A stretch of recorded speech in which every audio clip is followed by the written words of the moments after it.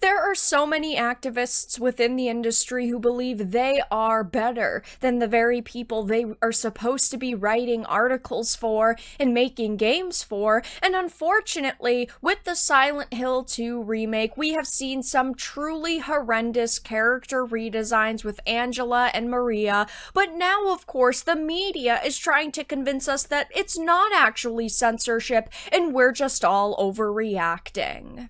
I have a few different things that I want to show off, but before we get into the topic, if you enjoy the content I create, check out the links in the description, follow me on social media, and consider supporting through Patreon or through YouTube memberships. Now, of course, this is a The Gamer article. They're constantly attacking us and belittling us, and it's an article written by Mike Drucker, a guy who is an Emmy-nominated comedian, allegedly, even though he's never won anything and he's not very funny. He previously had written the article saying, "Hi, I'm an idiot who's mad about everything in video games except the layoffs, calling us generally terrible things, making fun of us for caring about Assassin's Creed Shadows and them taking a real historical figure and completely changing his backstory. We've, of course, got the Warhammer debacle, saying that we overreacted to the female Custodes retcon, and of course, Stellar Blade. They're all so furious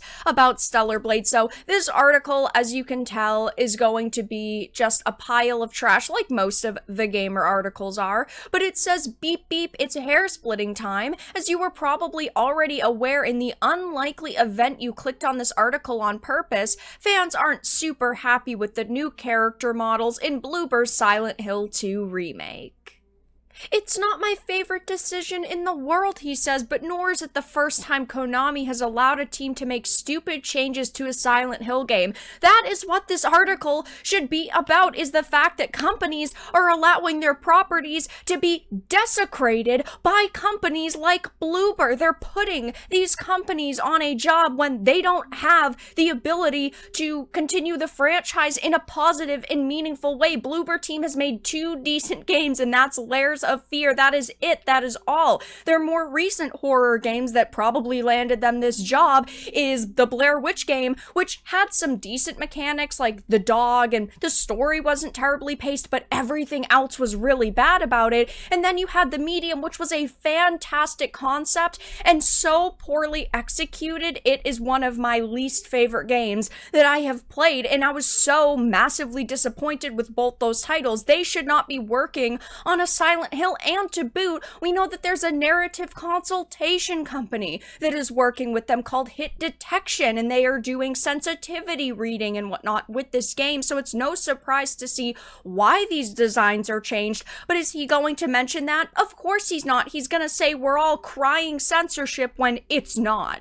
He says, "Here's where I take out my tiny scissors to split those hairs. A small group of very loud fans are saying that these character design changes are censorship. This is the same amorphous mass of fans who called it censorship when a game has a patch that gives a character a slightly larger bikini, which is at least within the parking lot of the ballpark of a coherent argument." Now, of course, they don't want people to believe censorship is happening within the video game industry, that games are being changed for modern audiences, so they're trying to change the narrative. Konami has admitted with this game that there were alterations because they wanted this to be a game for modern audiences. They said that on their Twitter/X account. They have admitted it, and that is what we are calling them out for.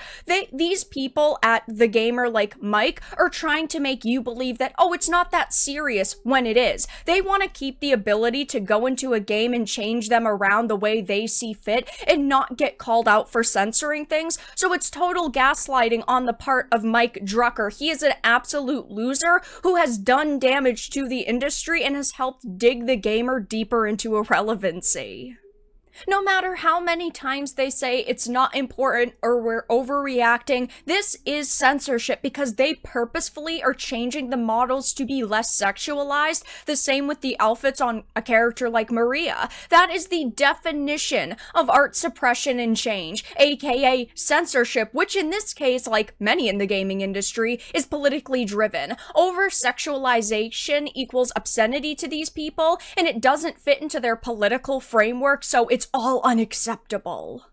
He goes on to talk about these critics attributing any and all design changes to the team having the bad faith goal of making women characters less desirable for reasons. They've had trouble with the reasons part of the conspiracy. We know the reasons. I've talked about the reasons even just in this video alone. It's all because of politics, and they want to control the video game industry. People like Mike here want to control the industry and the news that circulates, and of course the people who have positions of power. We have seen so many individuals over the years be canceled simply because they have the wrong political opinions in these activists' eyes. They will write articles and whine and moan and groan and complain about how people like, say, Mark Kern have platforms, but they don't want someone like Mark Kern to have a platform because he doesn't say every single thing that these activists do, and he doesn't push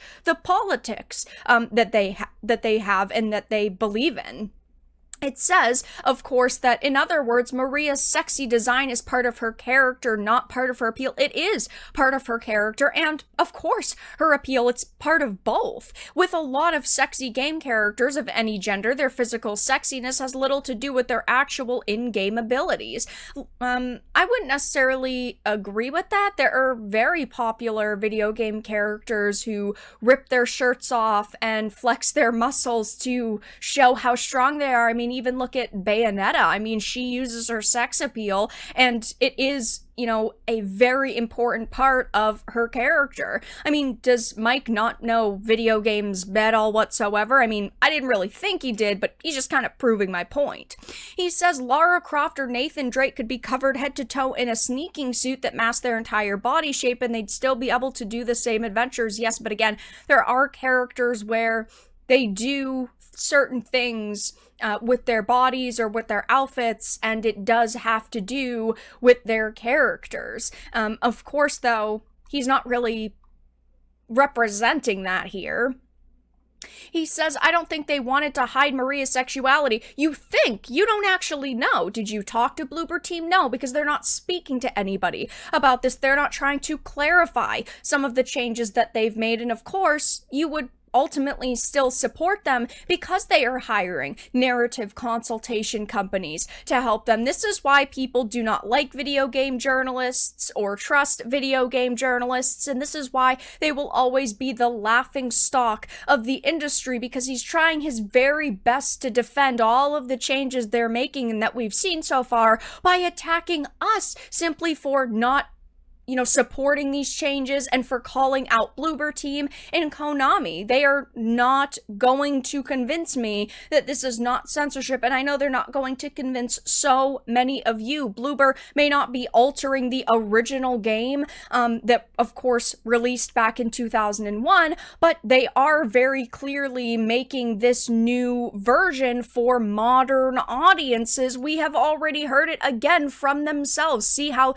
the Bloober Team devs working on Silent Hill 2 preserved authenticity while adapting a horror classic for modern audiences. The reason why they even have this job and that this is getting a remake is because of the audiences who appreciated it when it originally released. That is not modern audiences. Modern audiences don't actually exist. They're a fictional concept. The closest group of people to modern audiences are sensitive snowflakes on social media who support outlets like The Gamer and Kotaku and Polygon, and those people have proven time and time again that they actually do not show up to purchase products, and I think the Silent Hill 2 remake is going to be a massive failure. I think so many people are going to end up not purchasing it and not playing it, and maybe we'll end up seeing more footage and some more interviews over the next few months leading up to release that will kind of make people feel a little bit more confident in this product. But right now, the image of this game is truly horrific. It doesn't seem like people are very excited for it.